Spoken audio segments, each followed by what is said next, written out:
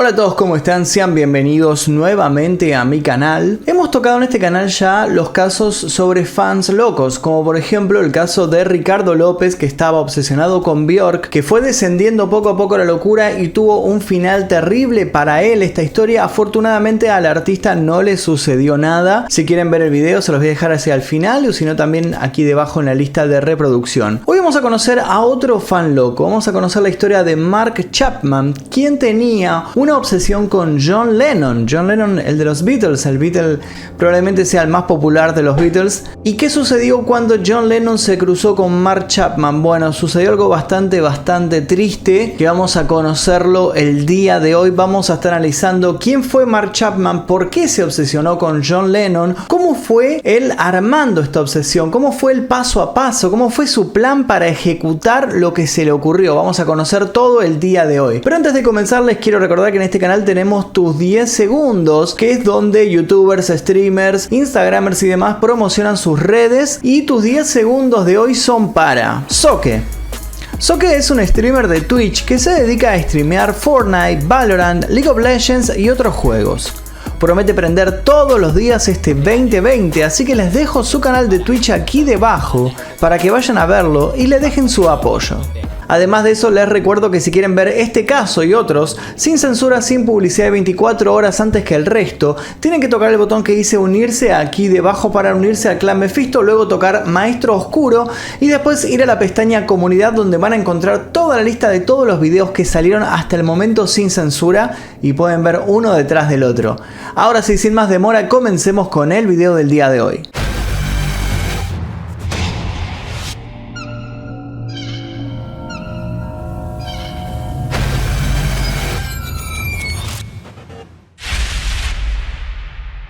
Para los supersticiosos, el año de 1966 fue uno de los años de la bestia, junto con el año 1666, 1669, 1696, 1699, 1969, 1996 y 1999. ¿Por qué? Porque estos años contenían el 666, ya sea para arriba o para abajo. Yo no creo mucho en este tipo de cosas de numerología y demás, pero parece que fue un mal año para muchas personas, entre ellos los Beatles. En ese año precisamente darían los primeros pasos de una cadena de acontecimientos que terminarían en una tragedia, en muerte y en mucha tristeza para todo el mundo. 1966 significa 3 escándalos para los Beatles. La primera de ellas fue cuando John Lennon, en una entrevista en marzo, dijo que el cristianismo estaba desapareciendo poco a poco y que pronto ellos iban a superarlo, porque los Beatles en ese momento eran más populares que Jesucristo. Este dicho en particular tal vez ahora no haga tanto ruido, pero en esa época la gente era más cristiana, más conservadora, mucho más creyente, entonces provocó que muchos seguidores de los Beatles cristianos dejaran de seguirlos, se enojaran terriblemente con ellos, empezaran a quemar los discos, empezaran a quemar fotos, hicieran protestas y demás. Y además de eso, estos dichos llegaron a oídos de un muchacho llamado Mark Chapman, quien nunca los olvidó.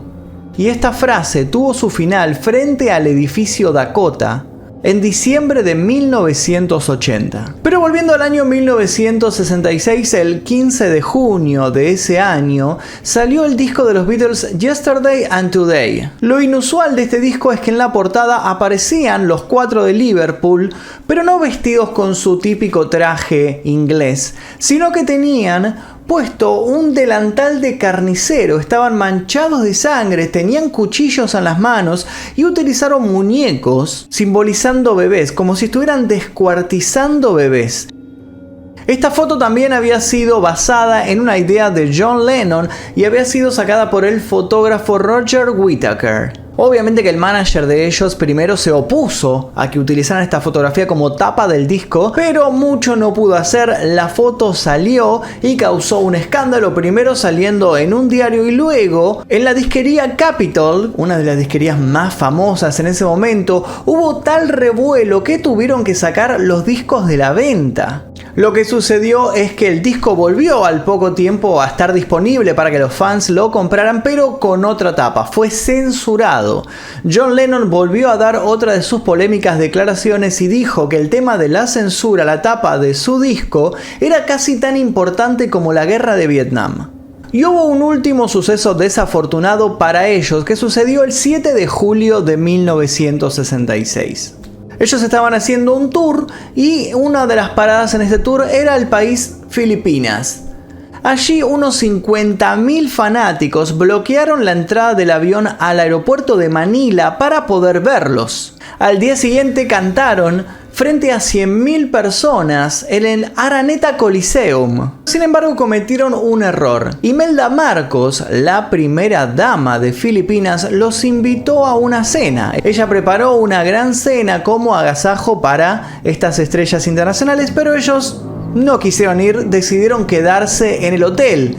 Bueno, ¿qué sucedió? Parece que en Filipinas las cosas no estaban muy bien con el gobierno en ese momento y se puso todo muy turbio para los Beatles. La esposa del entonces presidente de Filipinas, Ferdinando Marcos, apareció llorando en los medios de comunicación hablando del desprecio que le habían hecho estos artistas. Entonces los militares se presentaron en el hotel en donde ellos estaban alojados, los sacaron medio a las apuradas, los metieron en un avión y los retuvieron durante horas dentro de este avión. Brian Epstein y otras personas del equipo de los Beatles estaban completamente asustados y dijeron tiempo después que creyeron que los iban a fusilar a todos ahí mismo.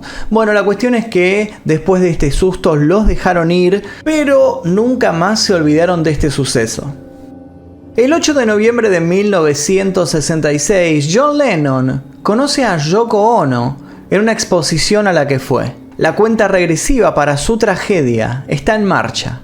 Al otro día, el 9 de noviembre de 1966, sucede algo que al día de hoy se sigue hablando, la conspiración más grande que rodea a los Beatles, la supuesta muerte de Paul McCartney. Seguramente se anduvieron por algún foro de conspiraciones y demás, escucharon hablar de esta teoría de que a Paul McCartney en realidad falleció en 1966 y fue reemplazado por una persona que se parecía muchísimo, que fue entrenado por los productores para que la popularidad de los Beatles no decayera, para no perder a los fanáticos. Es una de las teorías más extrañas que leí en mi vida, pero lo loco es que en cierto punto tiene algo de razón y te hace dudar si esto es verdad o no. La cuestión es que todo esto sucedió en 1966. Por lo pronto dejemos congelados a los Beatles ahí con esta cadena de sucesos desafortunados y vamos al protagonista de esta historia. Vamos a conocer a Mark Chapman. Mark David Chapman nació el 10 de mayo de 1955 en Texas, sur de Estados Unidos. De niño, sufrió problemas de obesidad, lo que le generó bullying escolar, lo hizo introvertido y le hizo ganar el apodo de Mark el Freak. Su padre, David Curtis Chapman, fue sargento de la Fuerza Aérea de Estados Unidos y su madre, Catherine Elizabeth Pease, fue enfermera. Su hermana menor, Susan, nació 7 años después de él. Chapman declaró que tenía miedo a su padre cuando era niño, ya que éste abusaba físicamente de su esposa e hijo. A los 14 años, Mark tomaba drogas, se escapaba de la escuela y hasta incluso huyó de su casa y se alojó en la calle durante 2 semanas. En ese momento consumía marihuana, cocaína, ácidos, heroína, mezcalina y barbitúricos. Por entonces, su banda favorita eran los Beatles. Con todos estos problemas encima, Mark creó una realidad paralela en su cabeza que le sirvió para escapar de su vida real. Él creía que su vida estaba siendo controlada por unos enanitos que vivían dentro de su habitación. En 1971 decidió enmendar su vida, volver a encarrilarse y se anotó en la famosa Asociación Cristiana de Jóvenes llamada YMCA. Para entonces, John Lennon y Jesucristo estaban a la misma altura de importancia en su vida. Aquellos que lo conocieron en esta asociación, como en los trabajos posteriores que tuvo, dijeron que era una persona excepcional. Por ese entonces un amigo le recomendó un libro que le cambiaría completamente la vida. Se llamaba El guardián entre el centeno, de J.D. Salinger. Fue tan importante la lectura de su libro, le impactó tanto que declaró que incluso quería parecerse al protagonista llamado Holden Caulfield. El 4 de marzo de 1966, John Lennon hacía unas declaraciones bastante polémicas que ya les he contado, y sin saberlo, ese mismo día firmaba su sentencia de muerte. En el periódico The Evening Saturday se publicaba esta entrevista realizada por la periodista Maureen Cleavey, en donde Lennon textualmente decía: el cristianismo se irá, se desvanecerá y se hará más pequeño. No necesito discutir esto. Estoy en lo correcto y lo probaré. Los Beatles somos más populares que Jesucristo en este momento. Esta supuestamente inofensiva declaración es vuelta a publicar un tiempo después, el 31 de julio, en la revista Datebook, lo que motiva la oposición de los Beatles en Estados Unidos. El Ku Klux Klan amenaza con realizar atentados si los Beatles se presentan, y miles de jóvenes realizan protestas con pancartas que decían frases como «Jesús murió por ti, John Lennon». Los grupos cristianos convocaron a estos jóvenes a asistir a las llamadas fogatas Beatles, en donde obviamente preparaban un gran fuego y tiraban los vinilos, los recortes de los diarios, las fotos, póster, todo lo que tuvieran de los Beatles. La mayor movilización de este estilo se realizó en Birmingham, Alabama. En los días siguientes, decenas de estaciones de radio se negaron a pasar las canciones de esta banda. Y la situación empeoró cuando la banda se negó a tocar en Sudáfrica como protesta por el apartheid, que prohibía que personas de color entraran en sus recitales. Por esta razón, muchos grupos en Sudáfrica se unieron a las protestas en Estados Unidos y también decidieron dejar de pasar las canciones de este grupo de Liverpool. Filipinas se une al odio mundial por lo que había sucedido con la primera dama cuando ellos fueron de visita. Y en España, el dictador Francisco Franco ordena que se haga lo mismo, que se prenda fuego todo lo de los Beatles. En agosto de 1966 igualmente realizan una gira en Estados Unidos. El 19 de agosto, en el concierto realizado en el Memphis Coliseum,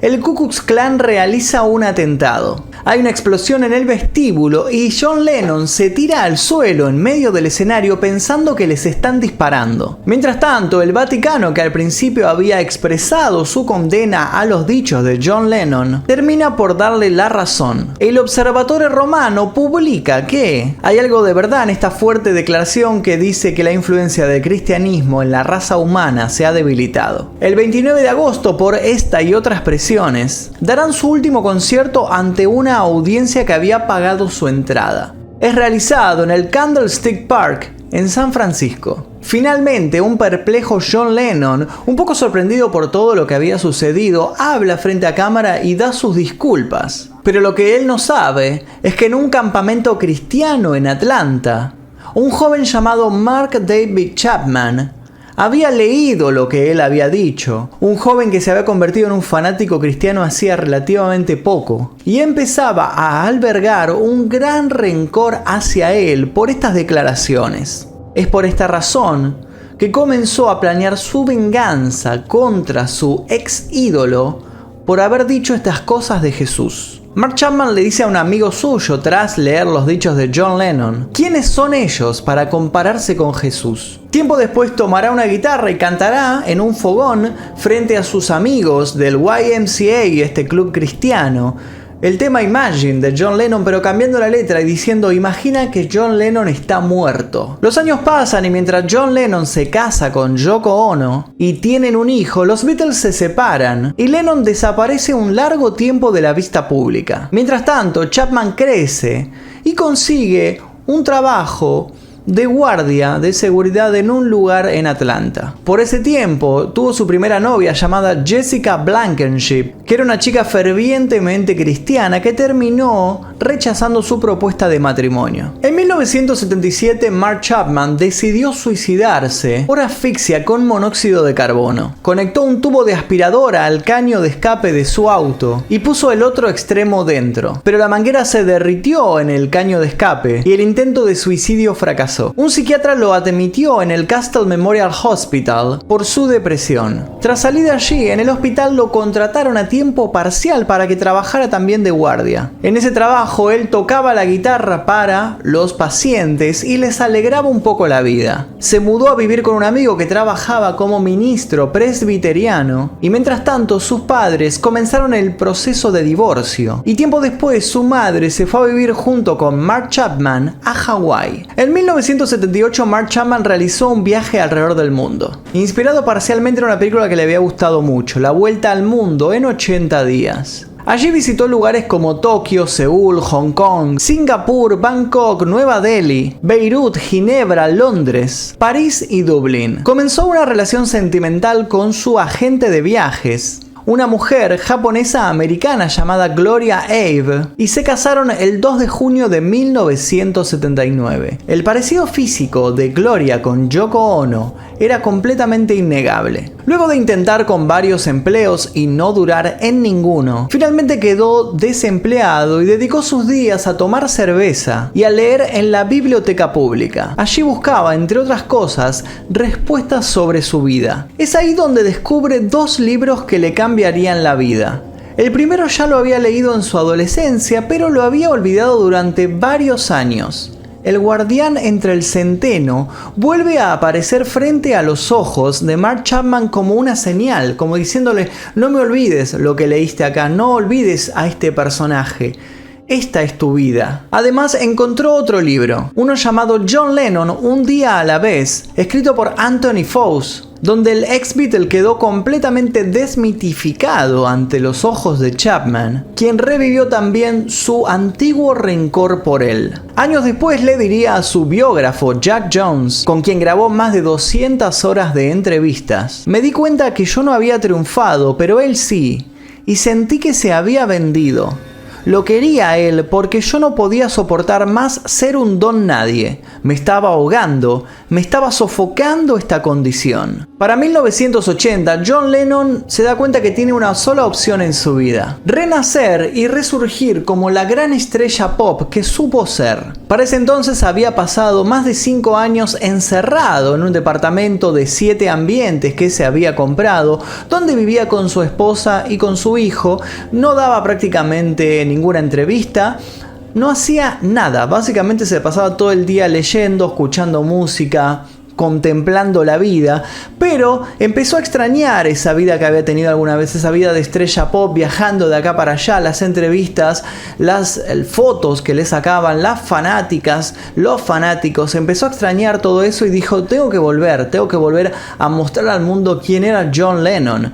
Así que se puso en marcha y comenzó a cranear un nuevo disco. Es así como logra componer Double Fantasy, un disco que contiene canciones como I'm Losing You, Dear Yoko, Watching the Wheels, Just Like Staying Over y Woman.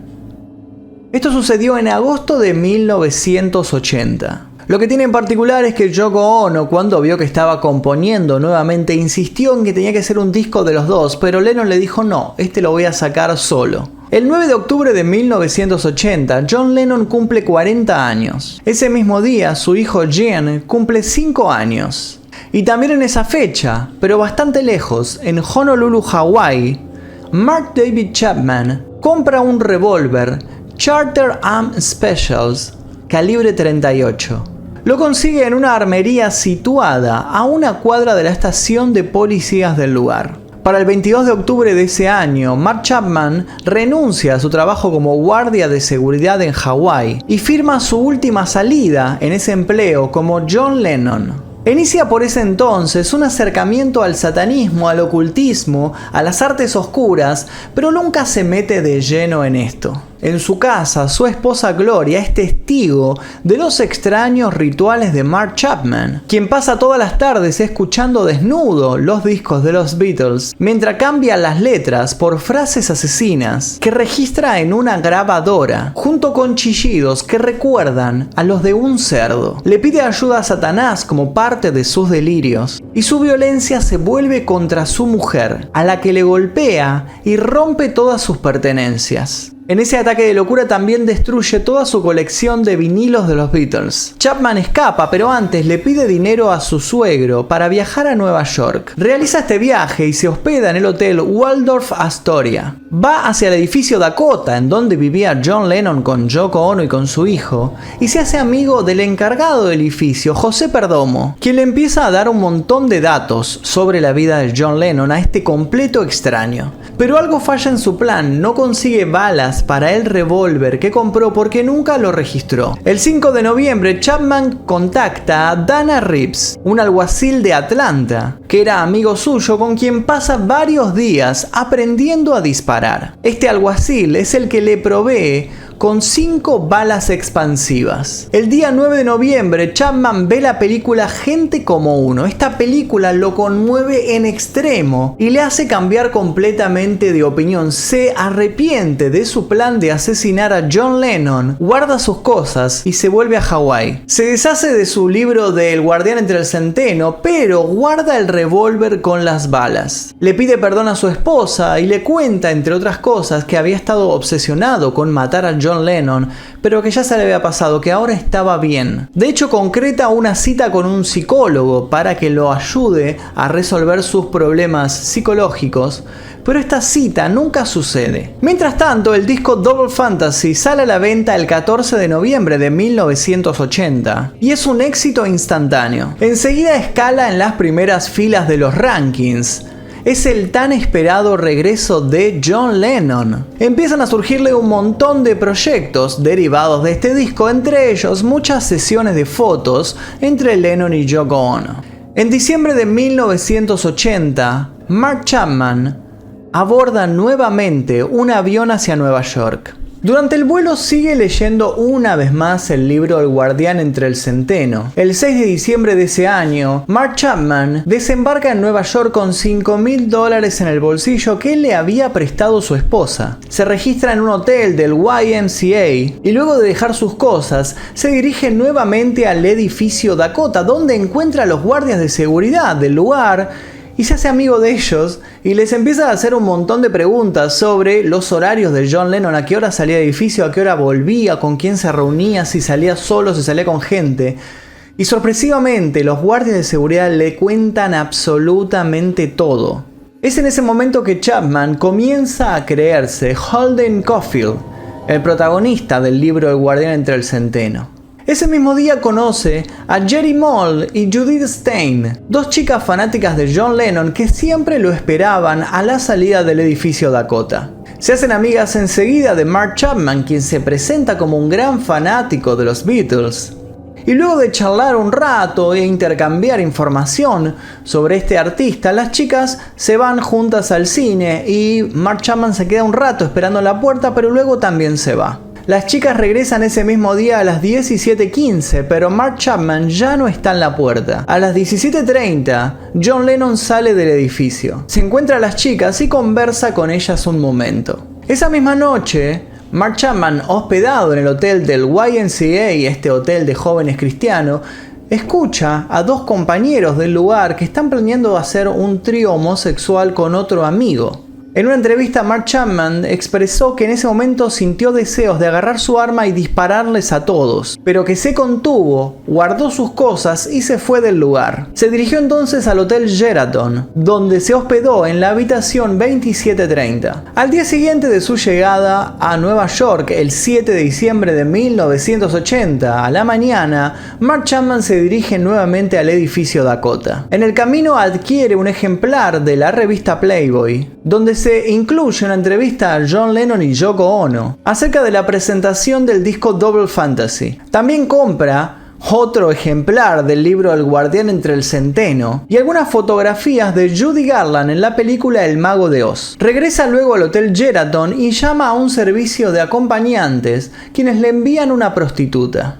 El lunes 8 de diciembre, hacia las 3 de la mañana, esta prostituta se va del cuarto de Mark Chapman. Acto seguido, él agarra una Biblia que encontró ahí en el hotel, en uno de los cajones, agarra una lapicera y escribe En el Evangelio, según San Juan, Saint John en inglés, le agrega Lennon. Entonces queda el Evangelio según San John Lennon. Chapman se duerme poco después y pone el despertador. Se despierta antes de que su reloj suene y tiene la certeza de que aquel día es el indicado. Prepara sus cosas en la habitación del hotel y dispone sobre el lavamanos del baño una cinta de audio de Todd Rundgren, algunas fotos de su trabajo como voluntario en Fort Knox, las imágenes de Judy Garland en El Mago de Oz que había comprado en el puesto de diarios y el ejemplar del Guardián entre el Centeno en donde escribe: "Esta es mi declaración. Soy Mark David Chapman, el Guardián entre el Centeno". Sale y compra otro ejemplar del libro. Son las 9:30 de la mañana. Mientras tanto, John Lennon desayuna y va a cortarse el pelo. Mark Chapman se dirige nuevamente al edificio Dakota. Cuando John Lennon regresa de la peluquería a las 10 de la mañana, Chapman está ocupado leyendo el libro nuevamente y no lo ve entrar. A las 11 de la mañana llega nuevamente Judith Stein, la chica esta que había conocido el día anterior, la fanática de John Lennon, junto con el fotógrafo Paul Goresh, quien era un aficionado que siempre andaba por la zona y siempre terminaba sacándole fotos a John Lennon con los fanáticos que se acercaban a la puerta de su edificio. Judith Stein presenta al fotógrafo con Mark Chapman, se dan la mano y el fotógrafo ve que Mark Chapman tenía una copia de Double Fantasy, el nuevo disco de Lennon. Para las 11:30 de ese día, John Lennon está en una sesión de fotos. La fotógrafa se llama Annie Leibovitz. Ella le pide a John Lennon que se desnude y él le hace caso. Ella entonces saca una foto legendaria en donde John Lennon está desnudo en posición fetal abrazando a Yoko Ono, que se encuentra vestida y acostada en el suelo. Esta foto se convertiría en una de las portadas más famosas de la revista Rolling Stone. A las 11:50 Mark Chapman le da hambre e invita a Judith Stein a almorzar. Paul Goresh se queda ahí en la puerta hasta que los dos regresan más tarde. A las 12:30 Jean Lennon, el hijo de John, sale junto con su niñera, Helen Seaman, del edificio Dakota. Judith Stein le presenta a Mark Chapman y Jean Lennon, el niño de 5 años, le da la mano a quien se convertiría en el asesino de su padre. A las 17 horas, al salir de su domicilio, John Lennon y Yoko Ono se encuentran en la calle con un joven alto y robusto, quien, animado por el fotógrafo Paul Goresh, se acerca a John con su copia de Double Fantasy y le dice: "John, acabo de comprar esta copia de tu nuevo disco y me encantó. ¿Me la firmarías, por favor?". John Lennon entonces le firma el disco a Mark Chapman. El fotógrafo Paul Goresh plasma esta situación en una fotografía que se volvería histórica. Chapman le agradece y John Lennon lo mira y le pregunta, de manera muy misteriosa: "¿Eso es todo lo que quieres?". Chapman le responde que sí. John insiste, le vuelve a decir: "¿Realmente es todo lo que quieres?". Y Chapman le contesta: sí, eso es todo. Muchas gracias, John". Entonces Lennon se aleja. Mark Chapman mira al fotógrafo Paul Goresh muy feliz con su copia autografiada y le dice: "Nadie me va a creer esto en Hawái". John y Yoko se suben a una limusina blanca y se dirigen a un estudio de grabación llamado Record Plant, ubicado en la calle 44. Allí le están dando los últimos retoques a un álbum que está programado para salir a principios de 1981. Son las 20 horas en el frente del edificio Dakota. Paul Goresh, el fotógrafo, se cansa, se despide de Mark Chapman y le dice: "Es mejor que nos vayamos los dos, ya es muy tarde. Probablemente ya se va a ir a dormir John Lennon, mejor no lo esperemos. Otro día seguramente lo vamos a cruzar nuevamente y vamos a ponernos a charlar con él".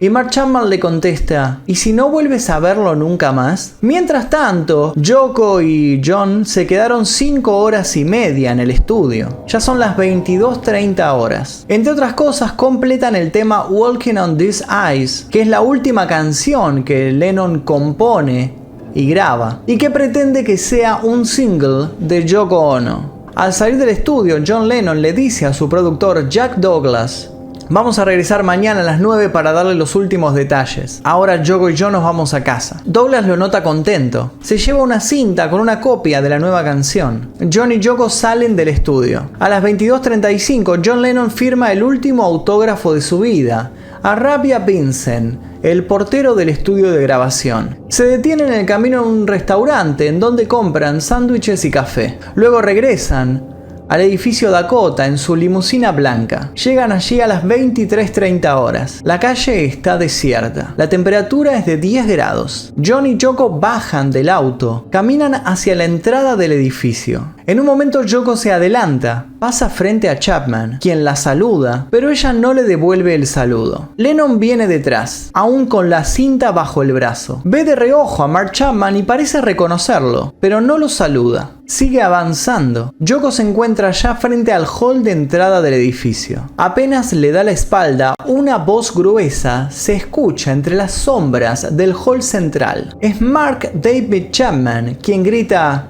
¡Hey, John! Mientras se pone de cuclillas. John Lennon se da vuelta para ver qué es lo que está pasando y Yoko Ono también se da vuelta, abriendo ya la puerta del edificio. Mark Chapman se pone en la posición de combate de los Marines. Yoko Ono mira fijamente al joven que horas antes le había pedido un autógrafo a su esposo y que ha esperado allí durante horas por su regreso. Chapman dispara 5 veces y las 5 balas expansivas que le diera su amigo el alguacil pegan en el blanco. El portero José Perdomo se acerca corriendo y le quita el arma de un manotazo. Luego patea la pistola entre unos arbustos y le grita: ¡Mira lo que has hecho! John Lennon grita: ¡Me han disparado! Y avanza tambaleándose unos metros hacia el puesto de los guardias de seguridad. Los mismos guardias que le habían dado a Mark Chapman todos los datos de horarios de entrada y de salida de Lennon en el edificio. Lennon no llega hasta el puesto. Se desploma en el piso mientras Yoko Ono grita: ¡Disparan! ¡Llamen a la policía! El guardia de seguridad James Hanks llama al 911. Y 45 segundos después, una patrulla que se encontraba a 2 cuadras del edificio se hace presente. Para entonces, varias personas que han presenciado el suceso corren hacia Yoko Ono, quien grita pidiendo ayuda de manera desesperada. Lennon, mientras tanto, susurra: ¿por qué ahora?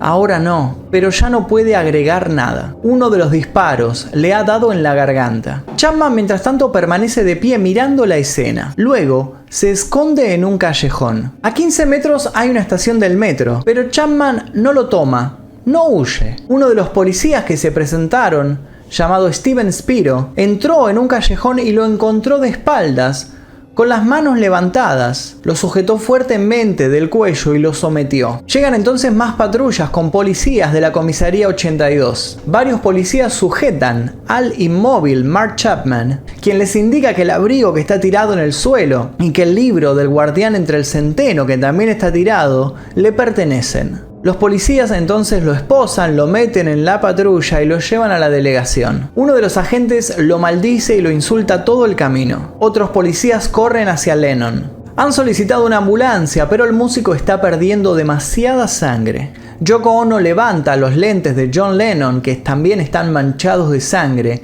y los guarda. Un oficial llamado John Moran decide llevarlo al hospital en su patrulla. Pasa sus brazos por la espalda de Lennon para ayudarlo a levantarse, mientras le pregunta mirándolo: ¿es usted John Lennon? Agotado, este último solo tiene fuerzas para asentir. Moran acomoda a Lennon en el asiento trasero de su patrulla y lo lleva hasta el hospital Roosevelt. En otra patrulla, el oficial Anthony Palman se encarga de transportar a Yoko Ono, quien en ese momento está presa de la histeria. Lennon aún está vivo y se queja constantemente. Tiene los ojos cerrados y respira con dificultad. Al llegar al hospital, deja de respirar. Lo bajan y lo meten entonces en una sala de emergencia. Los médicos y las enfermeras que lo están tratando no saben quién es. Hasta que lo desvisten, empiezan a revisar sus pertenencias y quieren anotar sus datos y encuentran su identificación. Aún así, no lo creen. Piensan que es simplemente un tipo que se llama John Lennon y que se parece a John Lennon, pero que no es el verdadero Lennon. Entonces llega Yoko Ono al hospital y la sorpresa congela a todos. Justamente en ese momento se encontraba ahí en el hospital un productor de la cadena ABC, quien se entera de todo lo ocurrido, llama a la televisora y les da la noticia. El conductor Howard Cosell interrumpe entonces un programa deportivo y le cuenta al mundo sobre el atentado. Stephen Lean, el director médico de esta área, trata desesperadamente de reemplazar la sangre perdida y de conseguir que John Lennon vuelva a respirar. Se les está muriendo una leyenda. Le hacen transfusiones y lo meten al quirófano. Le practican una toracotomía, pero todo es inútil. John Lennon fallece a los pocos minutos. En su cuerpo hay 7 orificios de bala porque 2 de ellas lo atravesaron. 3 balas dieron en su pecho, una le destrozó parte del corazón y 2 le pulverizaron el vaso izquierdo al salir por el costado. Otras 2 lo hirieron en la espalda y le perforaron los pulmones. Lynn entonces se acerca a Yoko Ono y le da las malas noticias. Ella entonces le pide por favor que no se lo comunique a la prensa hasta que ella vuelva a su casa y se lo cuente a su pequeño hijo. Para cuando la noticia de su muerte se hace oficial a las 23:50, más de 600 personas se congregan frente al edificio Dakota y empiezan a encender velas. Están allí cantando temas de los Beatles y del propio John Lennon durante toda la noche. El martes 9 de diciembre, Ringo Starr y su esposa regresan a Nueva York. Hablan desde un teléfono público en el aeropuerto y se ofrecen a Yoko Ono a cuidarle a su hijo. Mientras tanto, en el hospital, las líneas telefónicas están saturadas de personas que llaman haciendo preguntas inverosímiles, como si se congeló el cuerpo de John Lennon, si se rescató su cerebro o si se guardaron muestras de esperma. Los periódicos de todo el mundo se hacen eco de la noticia. Se empiezan a vender actas de defunción. Por esta venta de actas de defunción se sabe que van a cremar el cuerpo el 10 de diciembre en el crematorio Ferncliff en Nueva York. El director del crematorio empieza a ser llamado por los periodistas y se niega a dar datos. Yoko entonces pide que incineren el cuerpo y que no le cuenten a nadie dónde van a ser dispersas sus cenizas. Pero antes de cualquier movimiento, un empleado de la morgue consigue tomarle una fotografía al cadáver de John Lennon. Esta fotografía es vendida a los periódicos por $10.000. Como contraste, en París miles de jóvenes se reúnen para cantar temas de los Beatles. Y en las Alemanias, las 2 Alemanias, en ese momento estaba dividida por el muro de Berlín, cientos de jóvenes se congregan a ambos lados de este muro, cantando temas de los Beatles y de John Lennon. El 14 de diciembre, 10 días antes de Navidad, Yoko Ono pide 10 minutos de silencio como homenaje. En todo el mundo miles de personas se unen a este homenaje. Inclusive muchísimas estaciones de radio salen del aire durante estos 10 minutos. En Central Park, frente al edificio Dakota, se crea Strawberry Field, un sitio especial en conmemoración de Lennon con una gran placa que dice Imagine. Un fan de los Beatles se encuentra poco tiempo después del homicidio tirado entre unos arbustos el álbum Double Fantasy, el que le había firmado John Lennon a Mark Chapman. Entonces lo primero que hace es entregar este álbum como prueba a la policía. Sorpresivamente, la policía le devuelve el disco tiempo después a la persona que lo encontró con una nota de agradecimiento y varios años después lo puso en venta por $500,000. Durante la subasta que se hizo de este disco, además de mostrar la foto que habían sacado donde aparecía John Lennon firmándoselo a Mark Chapman, se dice que este álbum vale tanto porque contiene el autógrafo de John Lennon dedicado a Mark Chapman, su asesino, y además contiene las huellas dactilares de Chapman. Mientras tanto, Mark Chapman se declara inocente por demencia. Tiempo después termina por declararse culpable, evitando así un juicio. Internado en la isla Riker, dice que recibe un mensaje de Dios, quien le pide que se declare culpable a pesar de no serlo, así que le obedece. Es condenado a cadena perpetua. Es trasladado en una camioneta sin ventanas, cubierto por varios chalecos antibalas y por guardias portando armas automáticas. Es llevado a la prisión de Ática, en donde cumple su sentencia. Allí, según los guardias de seguridad, Constantemente se vuelve loco, es bastante iracundo y empieza a gritar y a romper cosas. Intercambia tiempo después correspondencia con el oficial Steven Spiro, el mismo que lo había detenido en el callejón, y en una de estas cartas le confiesa que también estaba en sus planes matar a Johnny Carson, George C. Scott, Walter Cronkite, Jackie Onassis y a Marlon Brando. Mientras tanto, Gloria Chapman se mantiene fiel a su marido, le hace visitas conyugales 4 veces al año y declara a la prensa que una vez que alguien se casa, es para siempre. Para 1981, Yoko Ono saca un disco llamado Season of Glass, cuya portada es un vaso con agua junto al que reposan los lentes manchados de sangre de John Lennon. Al fondo se ve la ciudad de Nueva York. Yoko Ono recibe docenas de amenazas por esta portada. Mark Chapman, mientras tanto, es exorcizado por un sacerdote en 1985. Este afirma que 5 demonios salieron de su interior. En 1996, un compañero de celda de Mark Chapman declara que estuvo hablando con este loco y que le dijo que planeaba matar a los otros 3 Beatles. Afirma que este continuaba obsesionado con ellos y que lleva un tatuaje en su brazo derecho compuesto por el nombre de John Lennon, la palabra lonely, 2 corazones, una pistola y las siglas FFIN, que significan Vap 4, You're Next. Algo así como fabulosos 4, ustedes son los siguientes. De acuerdo con esta surrealista versión, el asesino tiene pegadas en las paredes de su celda imágenes de los Beatles y una fotografía del cadáver de John Lennon. Según su compañero de celda, Chapman considera que el resto de los integrantes de esta banda deben morir porque utilizan la muerte de John Lennon para ganar dinero.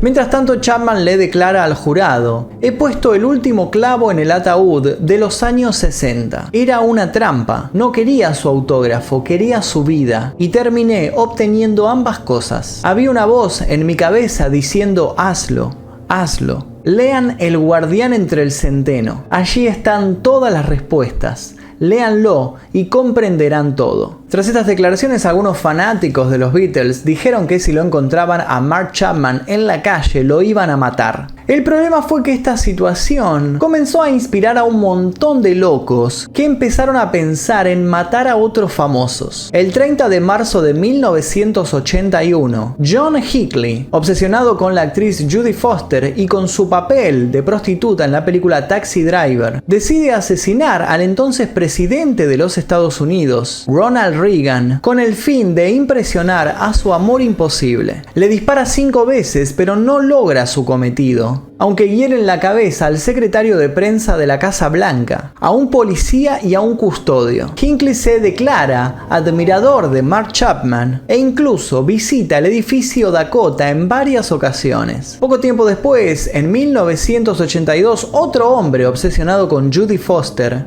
intentó asesinarla, motivo por el cual ella abandonó Estados Unidos por muchos años. Años después, Robert John Bardo, el asesino de la actriz Rebecca Schaffer, le escribe una carta a Mark Chapman a la cárcel pidiéndole consejos para realizar el homicidio. El 17 de julio de 1989, Bardo acribilla a Schaffer. Poco antes había realizado, al igual que Hinckley, una extraña peregrinación al edificio Dakota. Tras el asesinato de John Lennon, la paranoia invade a George Harrison, quien se compra una isla, la fortifica y se recluye en ella como si se tratara de una fortaleza. Sale de ahí años después, solamente para ser víctima de un atentado perpetrado por Michael Abrams. El abogado defensor de este frustrado homicida pinta a su cliente como un tipo torturado, que cree que los Beatles son brujos y que tiene que matar a George Harrison por orden de Dios. El jurado le cree y esto lo salva de ser declarado culpable de intento de homicidio de George Harrison y su esposa Olivia,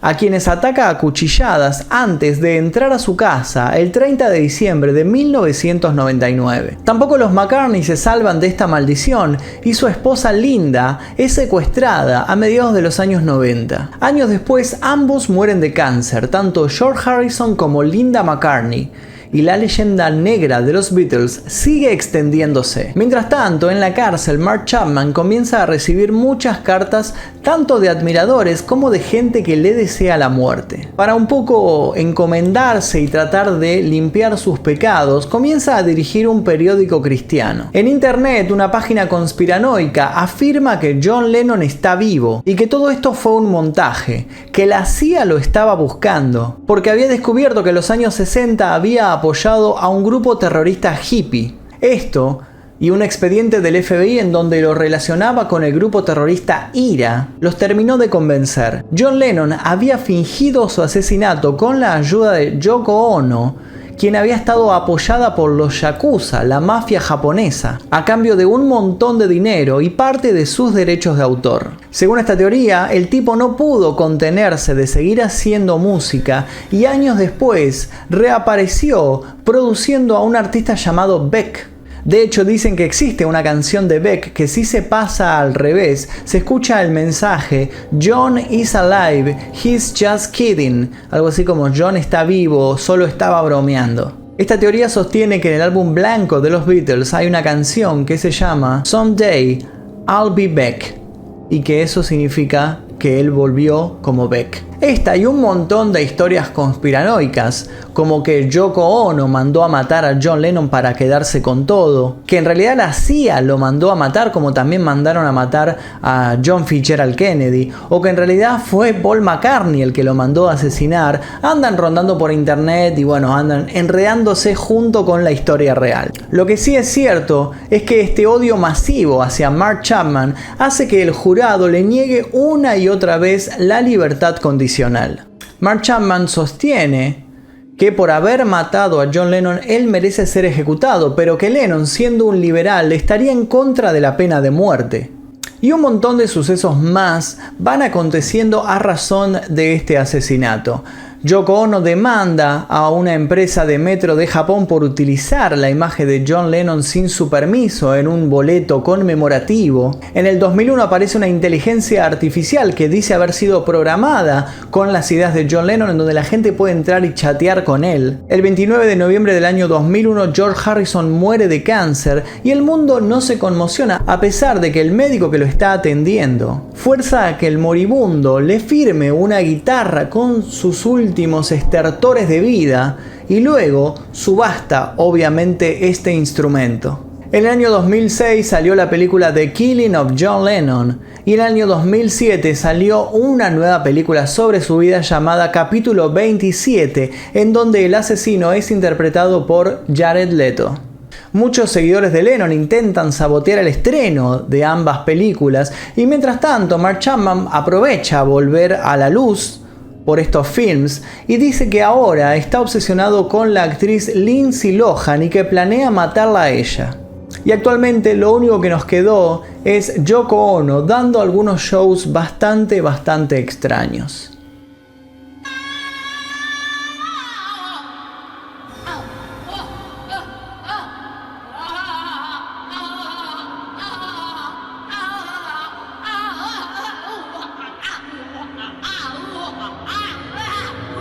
Y esta fue la historia de Mark Chapman y el asesinato de John Lennon. Qué difícil es a veces intentar meterse en la mente de estas personas, intentar comprender el por qué realizaron este tipo de cosas.